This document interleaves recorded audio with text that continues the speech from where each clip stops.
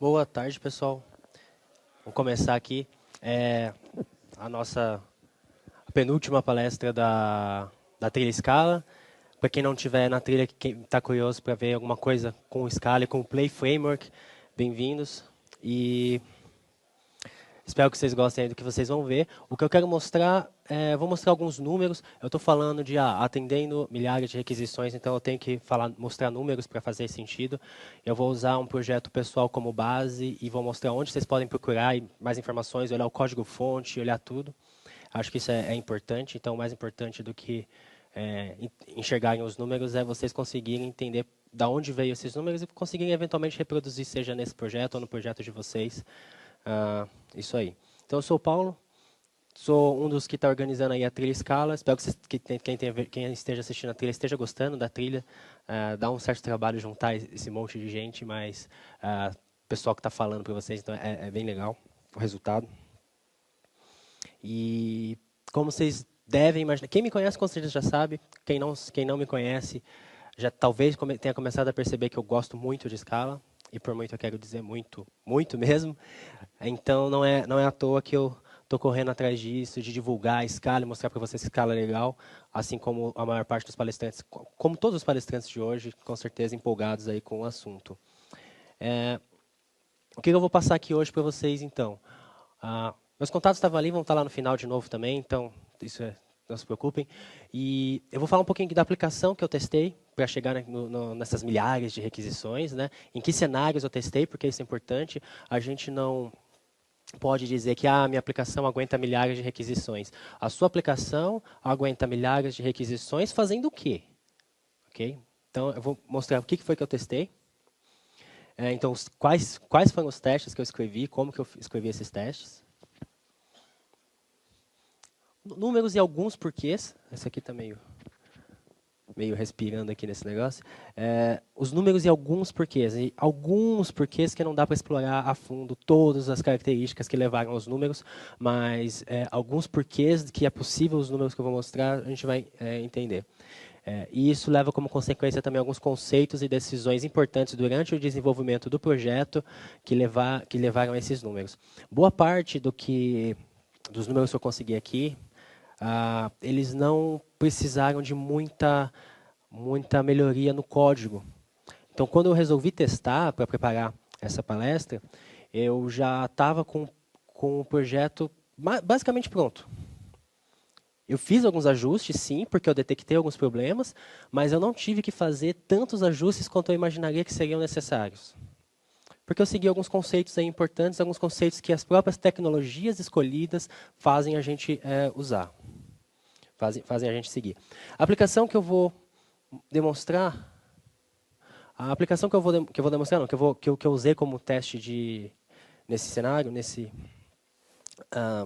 nessa nesse teste todo, né, nesse teste de performance, é a lojinha. A lojinha é basicamente uma aplicação que eu desenvolvi para vender coisas minhas antigas, que eu não quero mais, que não me interessam.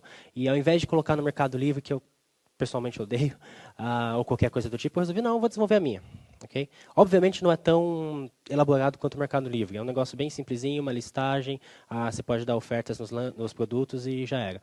Está lá, está disponível no lojinha.jcrank.com e eu desenvolvi isso com o Play Framework. Obviamente a versão Scala. Então, eu não sei quantos de vocês conhecem. Quem que já brincou um pouquinho com Play? Legal, até que bastante. Então, eu não sei se quem não conhece o Play sabe, mas o Play tem versão Scala e Java. Então, se você não quiser trabalhar com Scala, você pode usar a versão Java dele também. Mas, obviamente, eu escolhi a versão Scala. Então, a lojinha foi desenvolvida com o Play Framework. A maior parte do tempo de desenvolvimento desse projeto, como eu sou um desenvolvedor e não um designer, foi fazer esse negócio ficar aceitável visualmente. Então, não foi na parte de performance, ok? Nem na parte de lógica, nem de banco de dados, nem nada. Foi na parte de fazer esse negócio ficar visualmente aceitável. Eu usei Twitter Bootstrap para isso. Então, fazer a aplicação ter números decentes de performance foi fácil. Então, em produção está lá no jcrank.com. Quem quiser olhar o código-fonte, está aí também o GitHub, é open source, github.com, jcrank lojinha. Façam o que vocês quiserem com o código. Se quiserem contribuir também à vontade. Se quiserem subir na máquina de vocês e rodar os testes que eu vou mostrar aqui também, por favor. O que foi usado aqui, então, nessa aplicação? O Play Framework, é claro, que é o que eu estou falando toda hora, e o Aka. O Aka eu não precisei fazer um uso muito intenso dele, porque eu não tenho muitas características de processamento de negócios muito elaboradas, muito complexas. Mas o próprio Play Framework já tem o Aka embutido, ele usa o Aka internamente para algumas coisas, e ele disponibiliza o Aka para a gente usar à vontade. Você não precisa instalar o Aka, não precisa iniciar nada, ele tem lá o Actor System dele pronto para você começar a trabalhar. Então, ele facilita bastante a nossa vida. Eu testei, né, 4 cenários. O primeiro cenário, eu tentei simular 150 usuários acessando o feed XML. Então, a lojinha tem um feed XML. Acessando esse feed, repetindo 140 vezes. Então, eu peguei esses caras, simulei, escrevi o teste usando JMeter. Vou falar do JMeter daqui a pouquinho. Repeti isso 40 vezes, o que quer dizer uma carga de 6.000 requisições. Então, primeiro cenário, 6.000 requisições na lojinha. Em seguida, os números são meio arbitrários, eu queria conseguir um número alto de requisições, esse era o objetivo, e tentar simular um uso mais ou menos real da aplicação, só que multiplicado em milhares de vezes de acesso, porque eu não tenho milhares de acessos na lojinha em produção. Então, eu quis simular isso, eu usei o JMeter. 120 usuários acessando a página inicial, repetida 400 vezes. Então, eu estou imaginando, eu acho que a página inicial vai ser a página mais visitada. Então, vamos ver se esse negócio aguenta. Então, beleza. Isso vai totalizar aí 48.000 requisições só na página inicial. Vamos bombardear a página inicial. Próximo cenário, 60 usuários acessando a página específica de um item também 400 vezes. Então, eu estou imaginando que parte daqueles usuários que foram na página inicial clicaram em um dos itens. E aí vai exibir a página do próprio item, com os detalhes do item, etc. O que dá mais 24.000 requisições. 15 usuários fazendo uma oferta. Então, além de get, porque até aqui eu só tenho get. Eu bato na lojinha, pego uma informação, get, get, get. Além de get, coloquei um post que é fazer uma oferta em um item, também repetido 400 vezes. Então, enquanto a lojinha está rodando, tem um monte de thread simulando usuários, batendo um monte de requisição para obter páginas e mais um monte de requisição fazendo ofertas, misturando tudo e vendo o que dá. E tem que funcionar de forma correta também, né? Então, mais 6.000 requisições no total, o que totaliza, então, 84.000 requisições que vão ser simuladas. Vamos ver quanto tempo a gente consegue responder isso. Muitos gets e um post repetido algumas vezes, várias vezes. A ideia é botar a máquina para pegar fogo mesmo, é usar o hardware no máximo. Então, se eu tenho, sei lá, na minha máquina, é um notebook não muito avançado, então tenho um Core Duo, acho que nem é Core 2 Duo ainda, então 2 núcleos só, mas pelo menos esses 2 núcleos eu tenho que conseguir usar.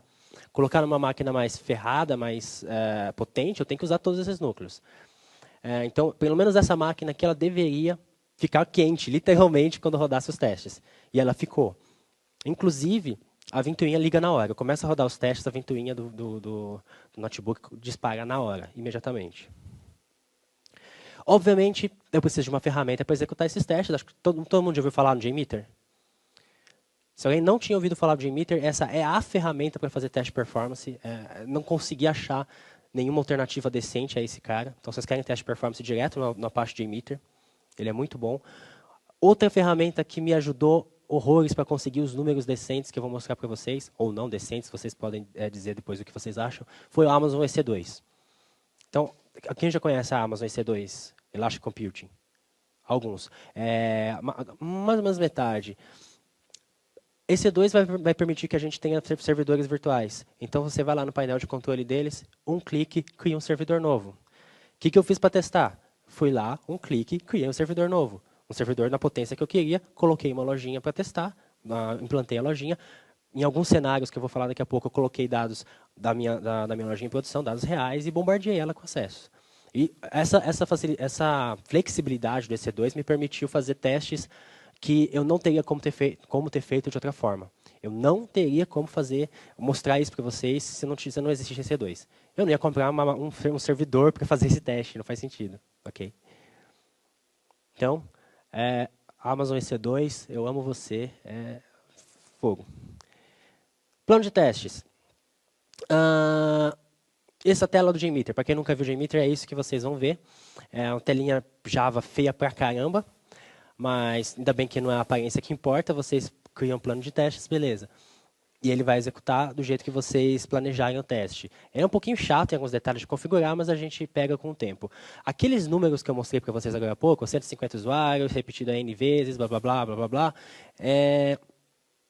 eu configurei aqui no JMeter. Então, isso aqui dá para mostrar para vocês. Eu vou abrir aqui o meu JMeter. Ele está... Deixa eu lembrar onde está o meu JMeter.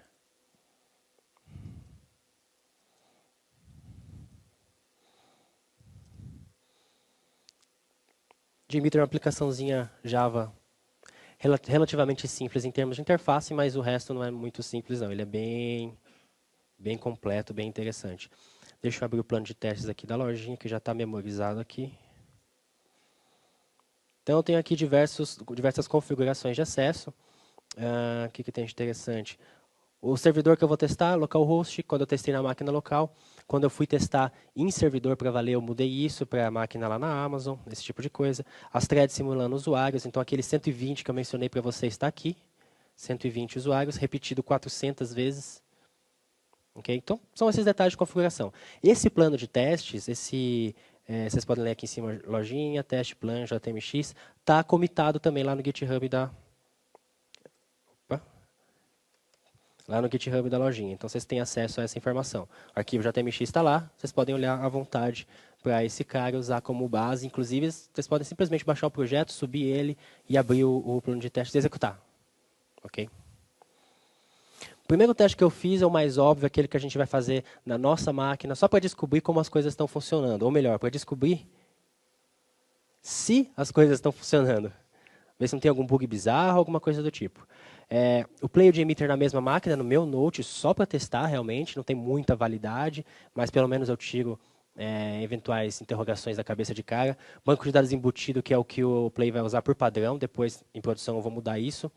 Só 2 produtos cadastrados, produtos de teste. Eu quero atacar a lojinha, ver no que dá com 2 produtinhos aí, só para ver o que acontece. O cenário está bem longe do ideal, mas já dá para encontrar problemas, ajuda a estabilizar o sistema. Okay? E eu já encontrei bugs nessa primeira fase. Então, essa primeira fase valeu mais para ter certeza que não tinha nada muito complicado na lojinha, para eu poder depois, quando colocar lá na Amazon EC2, eu não perder tempo tentando corrigir bug.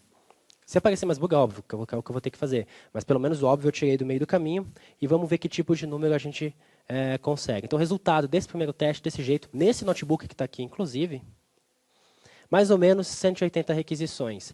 Alguém quer chutar o período? Requisições por que período? Por segundo, ok? Mais ou menos 100 requisições por segundo eu consegui atender nessa máquina. Maquininha local bonitinho. Mais ou menos 10 mil por minuto, portanto. Acho que é um número bem razoável.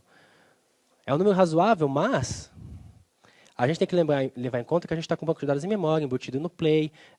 Tem muito overhead que no ambiente real talvez exista. Então, você acessar um banco de dados que não está na mesma memória ali, é um overhead extra que a gente tem que levar em conta que a gente não está levando, por exemplo.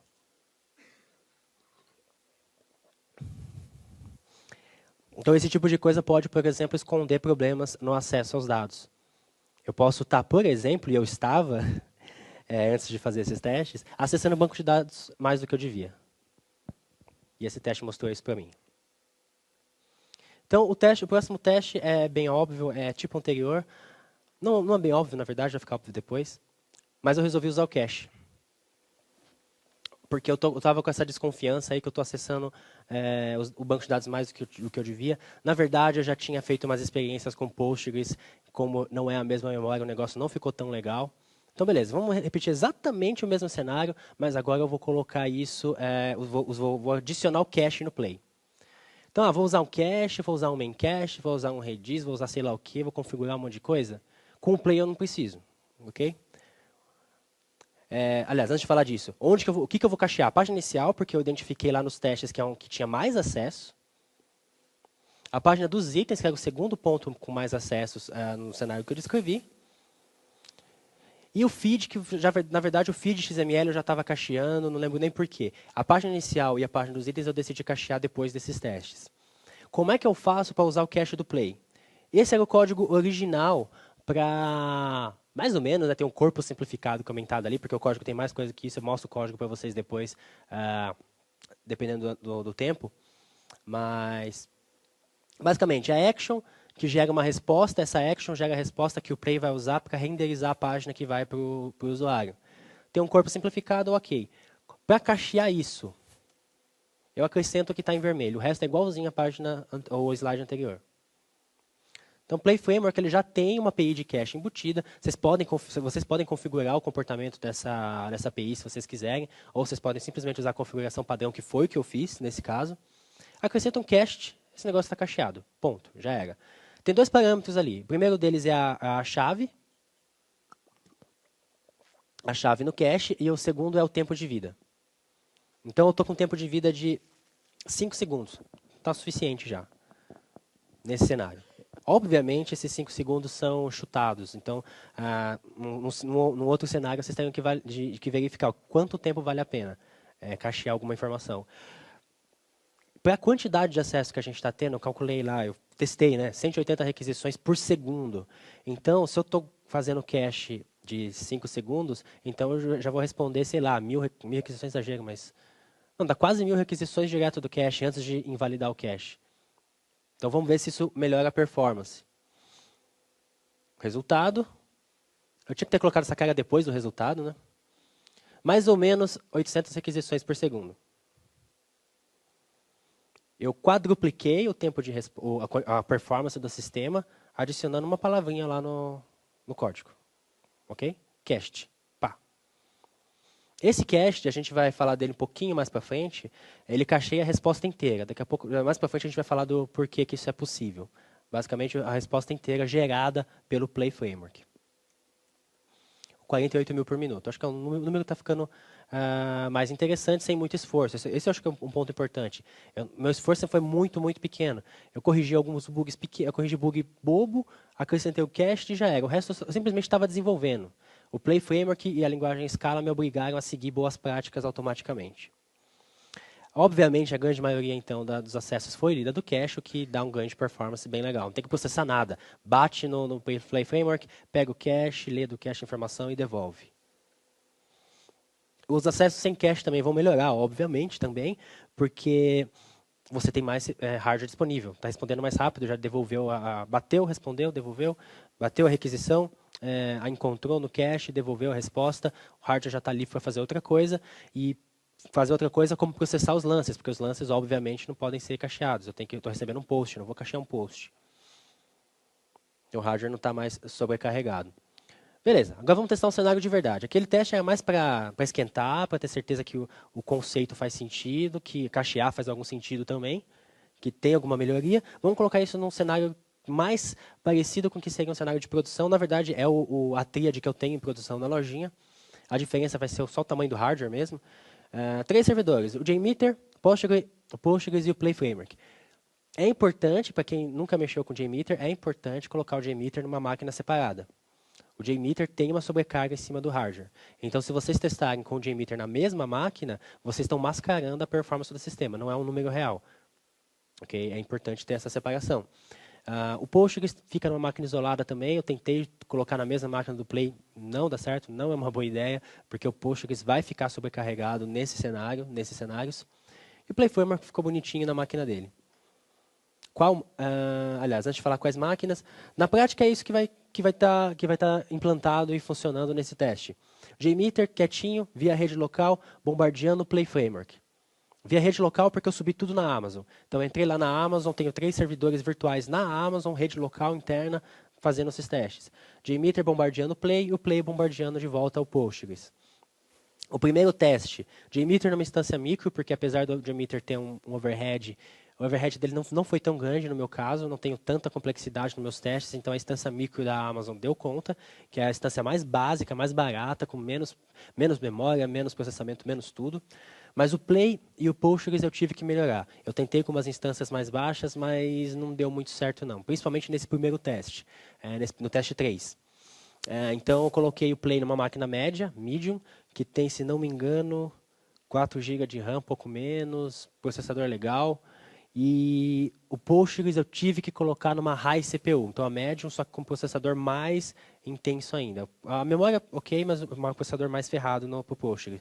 Porque tem muito acesso a banco de dados, Nesse primeiro teste mais ainda, porque no teste 3 a gente não vai cachear, mas mesmo assim no próximo também ficou complicado o acesso ao Postgre. Então no teste 3, sem cache, dados reais, porque eu simplesmente peguei o banco de dados da lojinha em produção, copiei na máquina de teste e vamos ver no que dá do jeito que está lá. Beleza. 82 produtos na época que eu rodei os testes, agora eu já tenho um pouquinho mais. Resultado. Resultado foi meio triste, tá? Mais ou menos 5 requisições por segundo ou 300 por minuto. Comparado com o número que eu tinha antes, fiquei bem triste quando eu vi esses números. Bastante mesmo. Assim, deu vontade de chorar quase. É triste, ok? E outra coisa, outro detalhe que o número não mostra diretamente, mas que eu ia no navegador, navegava pela lojinha enquanto o teste estava rodando, só para ver o que acontecia. A resposta da tela estava muito ruim. Então, além dele conseguir processar uma quantidade pequena de requisição, ele também demorava para responder. Ele respondia, mas demorava muito. Então, desse jeito, não funciona legal. Eu estou sobrecarregando, no caso é o Postgre, depois que você dá uma analisada, você percebe que é esse o problema. Mas eu fiquei bem triste mesmo quando eu vi esses números. Foi assim, de todo o processo de testar, de fazer esses testes, escolher esses números para poder montar essa palestra, nesse ponto eu fiquei bem assim, putz, eu devo estar fazendo alguma coisa muito errada. Mas depois você paga, não, vamos analisar, não, tá certo, é isso mesmo. O que aconteceu? O Postgre estava no talo o tempo todo. Eu não estou cacheando, lembra? Esse primeiro teste eu não pus o cache ainda. O acesso ao Postgre estava muito ruim. Eu dei uma tunada no pool de conexões, melhorou um pouquinho, mas não fez milagre. Então, a CPU do Postgre estava no talo. Eu não fiz uma análise fina, não fiquei colhendo a posição da CPU, como é que estava o consumo de CPU. Eu simplesmente fui lá no servidor, SSH, top. Mais de 90% o tempo todo, enquanto o teste estava rodando, 90%. Ok? Mais de 90%. E o CPU estava coçando, o Play estava coçando lá entre 50% e 60%. Às vezes subia um pouquinho, mas já caía. Então, claramente, o Play estava sobrando e o Postgre estava ruim. Mas eu já imaginava que esse teste ia ser ruim. Não, ele foi muito pior do que eu imaginava, mas eu já imaginava que o resultado ia ser ruim. Então, agora sim, vamos fazer a mesma coisa, os mesmos 3 servidores, acrescentar o cache, resetar o banco de dados. Resetar o banco de dados porque tem aqueles lances, tem as ofertas também. E as ofertas mudam um pouco, o comportamento do sistema vai mudar um pouco se eu não zerar as ofertas. Porque se você faz uma oferta e já tem uma oferta incompatível, a resposta vai ser diferente. Aí eu teria um cenário diferente. Eu queria testar exatamente a mesma coisa, então zerei o banco de dados. Resultado: 294 requisições por segundo. De 5 para quase 300. Ok? Só porque eu pus o cache. O cache desengargalou o Postgres, é claro. Porque daí, em vez de eu ficar acessando, eu vou acessar a página inicial, eu vou pegar a listagem de itens. Eu faço isso uma vez a cada 5 segundos, ao invés de fazer isso várias vezes por segundo. Então, o Postgres ficou bem mais leve. Então, 300 requisições por segundo com aqueles números, com aquelas máquinas que a gente estava conversando antes, 17 mil requisições por minuto. Por minuto. É um número bem legal. Com uma máquina com Play, uma máquina com Postgres. Eu não estou falando de fazer cluster. Nem perto disso. Que é uma possível melhoria, que a gente vai discutir daqui a pouco. Agora eu fiquei feliz. Porque aquele anterior me fez ter vontade de chorar, mas quando eu vi esse, agora sim. Agora faz sentido. Agora eu estou feliz de novo. Agora eu posso dar a palestra, porque senão não dava, não. Então, legal. De qualquer forma, a CPU do Postgres continuou no talo. Eu não sou um expert no Postgres, eu posso ter feito alguma coisa errada no banco, mas continuou, mesmo sendo uma requisição para cada tela e tal, a cada 5 segundos, ele continuou o tempo todo no talo. Eu tenho os lances que não ficam cacheados, então tem esses detalhes, mas mesmo assim ele ficou sendo bastante usado. A CPU do Play dessa vez subiu, que faz muito sentido. Eu estou usando muito mais o Play agora. Pegando muito mais informação do cache. Menos acesso ao BD, mais tempo respondendo requisição de fato. Lembrando que eu não analisei o uso de memória nem de CPU a fundo. Eu só fiquei com o top olhando lá o tempo todo. Eu fiquei na frente do computador olhando se variava. Simplesmente a Postgres subia e não descia nunca mais até acabar o teste. Observei sem prestar muito... Sem ser científico, ok? Eu deveria fazer isso, mas um teste cada vez. Não era o objetivo desse teste. Pelo que eu observei também lá no top, o consumo de memória em todos os testes, ok? Não só no último, tudo, foi sempre muito baixo. Então, apesar da máquina ter 4 GB de memória, eu não lembro de ter visto nenhum caso onde chegou a 1 GB o consumo. Então, o consumo de memória não foi um problema em momento nenhum, só CPU mesmo. Eu tentei Postgre Play na mesma máquina, não tem como. Micro para o Play e para o Postgre também não tem como. Talvez, na verdade, para o Play dê para diminuir da média, da medium para small. Eu não cheguei a testar isso, porque o Play está sendo menos sobrecarregado. Depende muito da quantidade de acesso. O ponto é, melhora o hardware, faz a divisão com o cache, vai funcionar legal. A lojinha que está em produção, que eu mostrei para vocês lá atrás no screenshot só, que eu nem tentei ligar a internet, porque a internet sempre fica caindo assim, em evento, está numa instância micro, a menor de todas. Nunca tive nenhum problema com ela. Então eu não tenho uma quantidade insana de acessos como isso. Mas se de repente eu viesse a ter, troca a instância na Amazon, que é coisa de 2 minutos para fazer. Okay? Talvez um pouquinho mais, porque eu ia ter que trocar o disco também, mas não é nada que passa de, sei lá, 5 minutos para fazer um upgrade. Alguns princípios, algumas coisas que levam a gente a chegar nesses números, uma análise um pouco desses, uma análise técnica desses resultados. Primeiro, essa primeira análise não é nada técnica. Eu simplesmente não me preocupei com performance em nenhum momento até eu decidir fazer esses testes. Eu tinha o problema de que eu queria vender as minhas coisas, que eu ainda quero, eu estou vendendo, quem quiser está lá. Eu queria vender meus livros, jogos, etc, etc. E eu simplesmente quero colocar o negócio no ar logo para as pessoas acessarem e, quem sabe, comprar alguma coisa. Então, eu não vou ficar me preocupando com performance, porque eu não esperava que tivesse uma quantidade absurda de acessos. Legal. Então, nunca me preocupei muito com isso. Mas alguns princípios importantes estavam sempre na minha cabeça. Então, a gente estava agora há pouco no Fishbowl que a gente fez lá na trilha escala, e uma das coisas que eu comentei foi que depois que eu comecei a estudar a escala, mesmo meu código Java melhorou. Coisas que eu não me importava muito antes, eu comecei a me importar. Então, eu fiquei meio fascinado, não fascinado, fiquei muito crítico com valores mutáveis. Eu uso imutabilidade sempre que é possível. E isso vai facilitar a gente tornar o sistema altamente concorrente.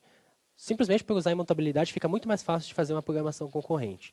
Eu não vou precisar me preocupar com sincronia de acesso em nada nunca aqui na lojinha.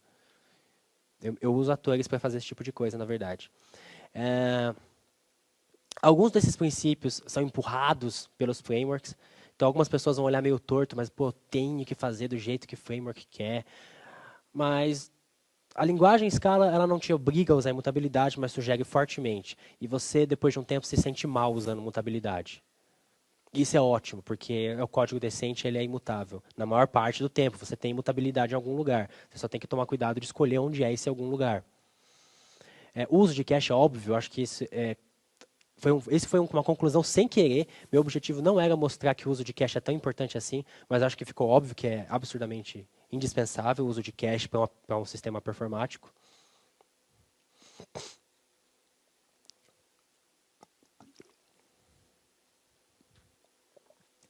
Três páginas cacheadas por enquanto, o feed, a página de item e a página inicial. Não pensei se precisa cachear outras coisas, mas não sei nem se existe outras coisas. O sistema é bem simples mesmo, não lembro de cabeça agora. Legal. Outra coisa que fez alguma diferença, talvez mais do que eu possa saber, porque eu não media como eu sei a performance do sistema se eu não fizesse assim, porque eu fiz assim desde o começo, que foi usar o Amazon S3 para armazenar as imagens. Então, eu tenho fotos dos produtos no sistema, mas eu não armazeno nenhuma dessas fotos na mesma máquina da lojinha. Tudo vai para o Amazon S3. O que quer dizer que todas as requisições feitas para as imagens vão direto para o S3, não passam pela máquina onde está o Play. Então, é menos carga em cima do servidor, ok? Obviamente, isso vai fazer alguma diferença. Eu não sei dizer o tamanho da diferença, porque eu não medi isso. Mas faz diferença com certeza, porque o impacto na máquina é zero. Nem processamento, nem de banda, nem de nada. Vai tudo para a Amazon S3, que é outro serviço da Amazon totalmente separado. Imutabilidade foi bastante importante para conseguir esse resultado de forma bem indireta e para tornar o cache fácil de usar como foi fácil de usar. Result é um cara imutável. Result é o cara... Se a gente voltar aqui atrás, vamos voltar lá atrás. Aqui. Não, mais. Aqui. Esse action que está aí no meio, tem ali action, um código, e aí tem um vermelhinho cast. O resultado desse action é o result. Então, a maneira como o Play Framework funciona é definir um action, tem um corpo, isso gera um resultado como resposta. Esse resultado, por um acaso, é o objeto result. Esse result é imutável.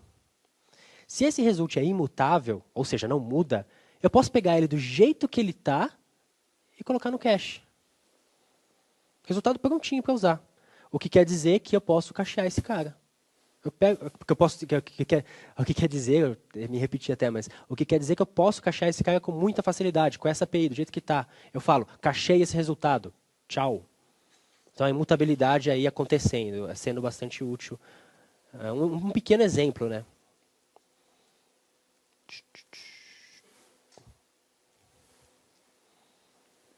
A sincronia ajuda bastante também, embora no caso da lojinha eu não tenha muita necessidade disso, mas uma das coisas óbvias que são assíncronas, e isso tem que ser em qualquer sistema, não importa que sistema que é o envio de e-mail. Então, pelo amor de Deus, ninguém vai enviar e-mail sincronamente quando você recebe algum evento que precisa ser enviado e-mail. Então, o que eu faço? Eu uso o Aka. O Aka está lá prontinho no Play, eu crio a mensagem de e-mail, passo para o Aka e o Aka manda quando for possível, quando tiver hardware disponível, quando chegar a vez daquela mensagem. Ele vai mandar, eu só não sei quando, mas geralmente é rápido. Na prática, quando eu estava rodando os testes, uma coisa que eu reparei que foi, às vezes acabava o teste de performance, de requisição, eu olhava o log e ainda tinha e-mail sendo enviado. Ou tentando enviar, porque eu não tinha um servidor de verdade, ele ficava dando erro. Não tem servidor, não tem servidor, não tem servidor. Então eu deixava ele fazer isso. Isso é outra coisa que pode ter impactado a performance também, mas eu não estava muito preocupado com isso, porque log é um negócio meio oneroso para performance. Então, o envio de e-mails, de lances recebidos, usei o Aka, assíncrono, obviamente. Uma coisa que talvez devesse ser assíncrona, que eu ainda não fiz, que eu vou testar para ter certeza se vale a pena ou não, é o acesso no controller. Deixa eu só ver aqui o horário. Tá. O acesso no controller dos lances. Então, eu faço um lance, eu tenho que bloquear até o estado de se aquele lance é válido ou não para devolver a resposta. Por enquanto, o controller bloqueia. Tem como fazer o controller não bloquear do ponto de vista do servidor, não do cliente. A gente está falando aqui do lado do servidor. Eu tenho como fazer esse cara não bloquear com o Play. Bem fácil. Mas, de qualquer forma, hoje o processamento interno já não é síncrono. Já não é blocante, ele é assíncrono. Então, o controller recebe o lance, ele fica paradinho esperando o lance ser processado, mas esse processamento do lance, ele tem um monte de atores ACA processando conforme fizer sentido. Então, ele dispara, processa esse, processa esse, processa esse, fica o controller bloqueado. Eu ainda não sei o tamanho de impacto de performance disso, mas eu poderia, e é uma coisa que eu vou testar depois, usar o async do Play. Então, o Play tem uma palavrinha mágica, async, mágica entre aspas, é claro, que você fala, olha, esse resultado aqui vai ser entregue quando estiver pronto, seja quando for. Isso faz com que o Play não bloqueie o controller, libere a thread para responder outras requisições, e quando aquela resposta estiver ok, ele responde. O cliente vai bloquear, isso é do lado do servidor só, mas pelo menos a thread no servidor não é mais bloqueada. Isso é uma coisa que eu não fiz na lojinha ainda, então não sei se vai fazer alguma diferença. Tem que testar e verificar os números, né? Em algum momento, algum dia eu vou testar isso. Um exemplo rápido de código para enviar um e-mail. Eu tenho um ator, então seja o ator qual for, bang, a mensagem e só isso. Então, eu estou lá no código processando um lance, por exemplo. No caso, bid received, um lance recebido. Oferta recebida. Recebi a oferta. Ponho esse código, envio o e-mail, continuo com a vida, porque isso é assíncrono. Então, um código relativamente simples, eu tive só que criar o ator, criar a mensagem, foge um pouquinho do escopo, mas depois que está criado o esqueleto, é tranquilo. E isso aqui é assíncrono. É fire and forget. É assíncrono no estilo fire and forget. Manda mensagem, esquece e continua com a vida. Esse princípio é empurrado pelo Play Framework, é um princípio, é um ponto, um detalhe técnico, talvez não tão detalhe assim, que é polêmico, que é o fato de que o Play Framework não tem sessão do lado do servidor. Então, aquele HTTP Session que a gente está acostumado na Servlet não existe para o Play. Você não vai usar, como diz o Vinícius Sanger há muito tempo, você não vai usar a sessão como se fosse um quartinho dos fundos onde você joga tudo quanto é tranqueira. Você não tem essa opção.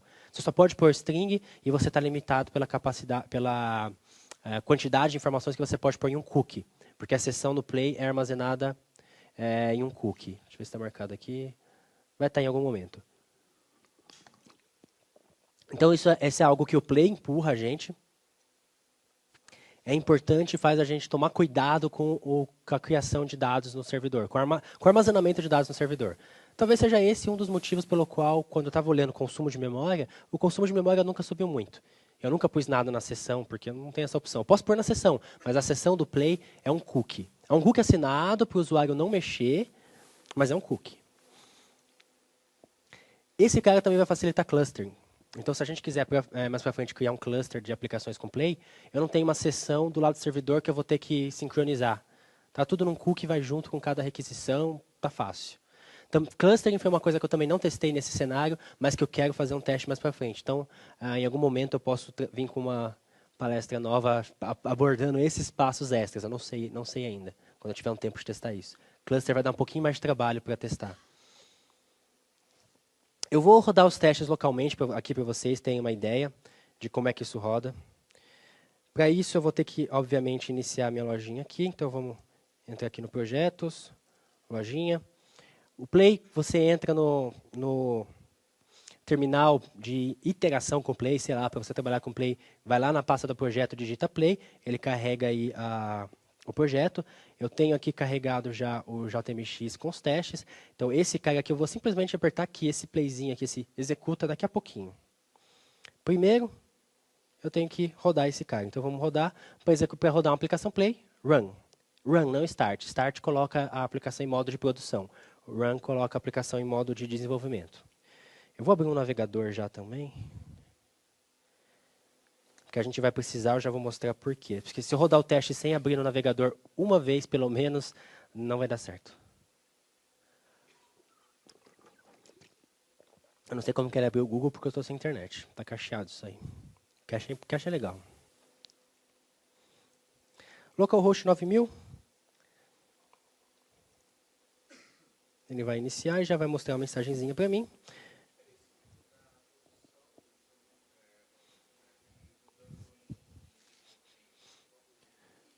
Uma das diferenças de modo de produção e modo de desenvolvimento é isso aqui. Em modo de produção, essa mensagem não aparece. O que aconteceu? Eu subi a aplicação, ele está procurando o banco de dados, não achou, está perguntando se eu quero rodar Evolutions para criar o banco de dados, as tabelas, etc. Em produção, ele não faz isso automaticamente. Em desenvolvimento, ele faz. É uma das diferenças principais. Para você poder diferenciar, não, eu estou em desenvolvimento, eu sei que eu posso ficar limpando o banco, não tem problema. O modo de produção, ele vai tomar mais cuidado com isso. Aí ele mostra essa mensagem falando, olha, eu tenho o banco de dados, quer dizer, eu tenho a definição de um banco de dados, mas o banco de dados não existe, não está criado, deixa eu criar. Ele já inicia aí o banco de dados bonitinho zerado, vai mostrar a aplicação vazia, local, rodando. Não tenho nada aqui, obviamente. Aqui eu já tenho só o log de saída. O erro que está aí é exatamente aquele erro de que o banco de dados não existe. Deixa eu só... de boa. Então agora eu vou criar, vamos cadastrar 2 itens aqui. Entrando na tela de admin, que é uma tela, entre aspas, secreta.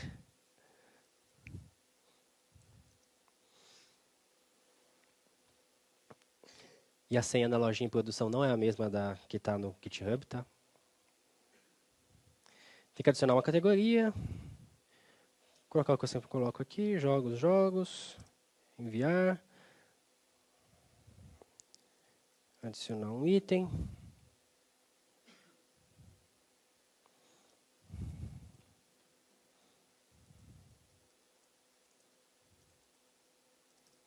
Colocar uma descrição aqui com alguma coisa, um lance mínimo qualquer. Não vou colocar foto que não vem ao caso aqui. Está cadastrado 1, cadastrar 2, para ter alguma coisa a mais para acessar.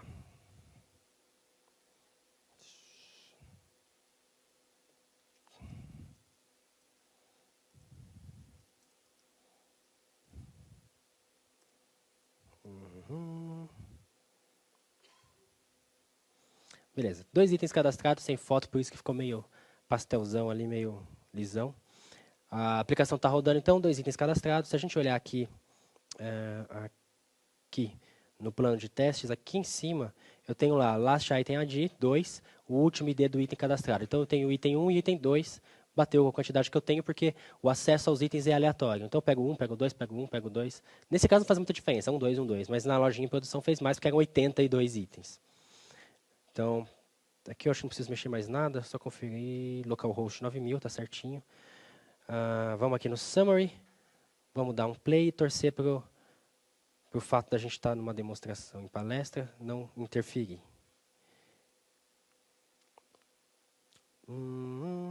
Tá, beleza, está funcionando. Eu já explico a taxa de erro daqui a pouco. Se eu voltar aqui, a aplicação está respondendo. Reparem que o maior lance... Tem que esperar um pouquinho. Aí. Reparem que o maior lance ele vai sendo atualizado de vez em quando. Porque eu tenho um códigozinho JavaScript que bate no servidor e pergunta, tem um lance maior para esse item? Tem um lance maior para esse item? Se não me engano, a cada 5 segundos, então demora um pouquinho.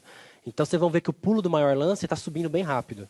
Porque eu tenho no teste um monte de lance sendo feito, um monte de oferta sendo feita. E aí ele vai subindo, tudo funcionando bonitinho. Não dá para vocês ouvirem, mas a ventoinha aqui já está no talo. Okay? Já está fazendo barulho, está esquentando aqui já. E os números vocês podem ver acontecendo aí. Essa aqui, o item bid, ele tem uma taxa de erro aqui, porque quando eu faço uma oferta, se eu faço uma oferta por um valor inválido, então a um valor abaixo do mínimo ou abaixo do lance atual, eu mando uma resposta, um erro, 400 e alguma coisa, se não me engano, não lembro qual. E aí o JMeter vai interpretar isso como um erro e vai colocar ali na taxa de erro. Por isso que existe esse erro aqui. Fora isso, 100% de requisições respondidas aí bonitinho, rapidinho. Nesse caso, a gente está com 500 requisições por segundo, mais ou menos. Cada execução muda, né? Então, não fica exatamente o mesmo número, mas fica claro que o número é bem aceitável. Então, está executando aí, chegando a 50 mil, são 84 no total, como a gente tinha falado. Deixa eu ver se dá para ver os e-mails tentando serem enviados aqui atrás. Tem vários logs que nem louco tentando enviar e-mail, porque eu não tenho servidor de e-mail cadastrado, então ele fica louco tentando enviar. Não tem problema, é assíncrono, ele vai tentando. Maior lance, eu já tenho um lance ali de 4 mil e pouco. E aí ele vai seguindo.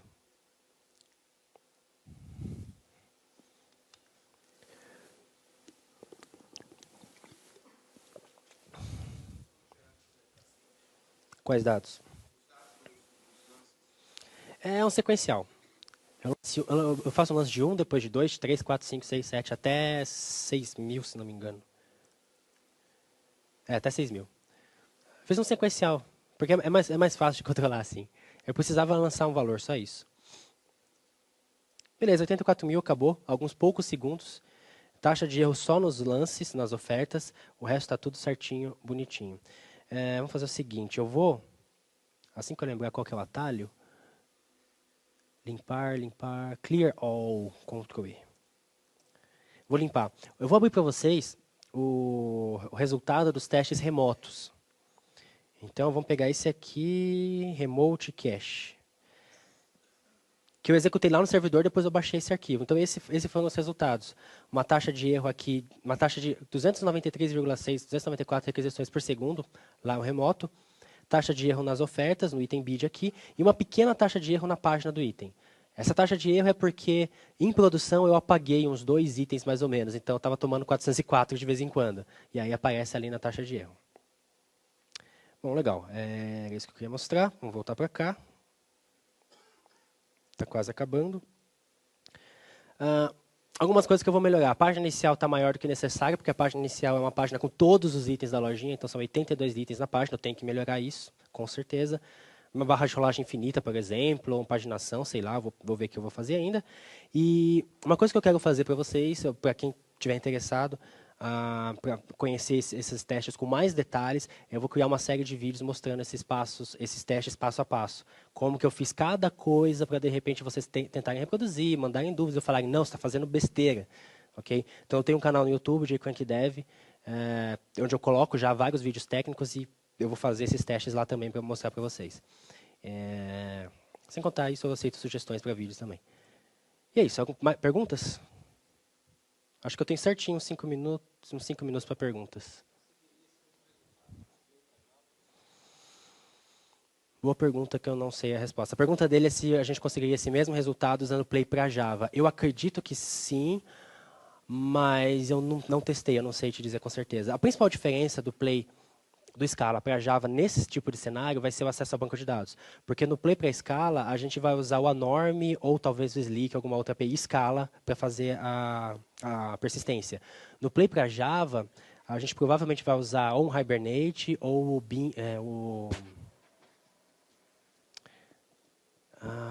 deu branco agora no nome, mas tem um framework parecido com o JPA, mas um pouquinho mais simples, que o Play para Java usa também.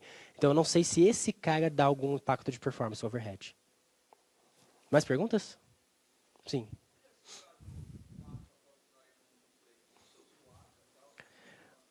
O Aka está sendo usado, por enquanto, sem contar o uso interno do Play, em 2 lugares só. Envio de e-mail, porque eu precisava agendar não, mas enfileirar envio de e-mail, e eu não queria usar agendador nem nada, o Aka está ali, é só usar, muito fácil. E processamento de lances, das ofertas. Então, ao invés de eu ter, por exemplo, um cara centralizado que recebe todas as ofertas de todos os itens, eu criei um ator para cada item, e a oferta vai para aquele ator. Aquele ator é responsável pelo item. Então, eu não preciso bloquear acesso a informações de nenhum produto. Eu vou naquele ator, pergunto, e essa oferta aqui está válida?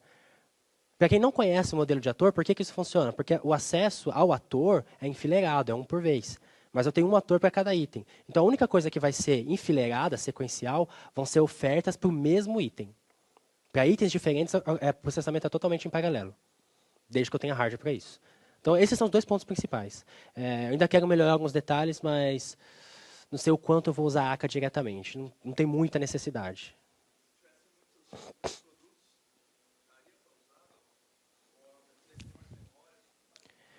Mais produtos com ACA, nesse cenário, acarretariam em mais uso de memória, mas o footprint de um ator é ridiculamente baixo. Então, você pode ter milhões de atores com 1 GB de RAM fácil.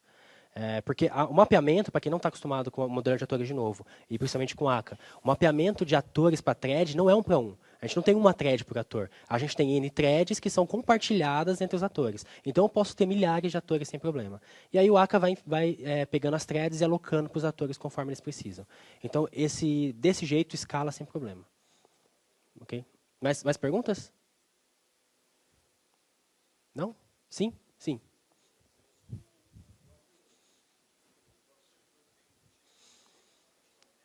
Isso. Não, eu usei o embutido, que é o Play, ele tem um JBossNet embutido, é a maneira recomendada de usar o Play, mas algumas pessoas preferem usar outros servidores, como o Tomcat, por exemplo. Eu só testei com o Net, eu não testei com outros servidores. Esse é uma outra ideia legal de teste para fazer. Eu já ouvi falar que tem gente conseguindo performance legal colocando o Play implantado no Tomcat. Mas eu não fiz esse mesmo teste lá. Fiz só com o JBossNet, que é o que vem com o, com o Play. Mais perguntas? Sim.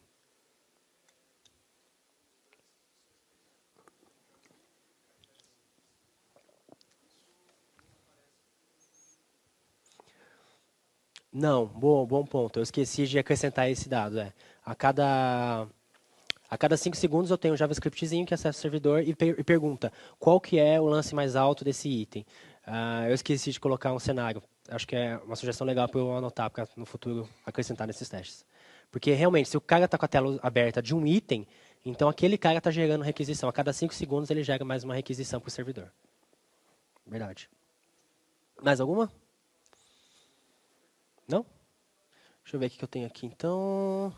É só obrigado mesmo. Meus contatos, o YouTube com um monte de vídeo, o jcrank.com e o Twitter, etc. E eu estou aqui. E eu esqueci de colocar aí, mas a maior parte de vocês talvez já tenha ouvido falar.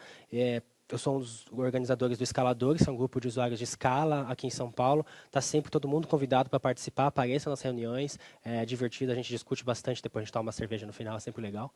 Então, entre lá, escaladores com S, que nem escala mesmo, com S mudo. Tem lá na placa da trilha, escaladores no Twitter, escaladores.com.br. Então é isso, pessoal. Obrigado. Até a próxima.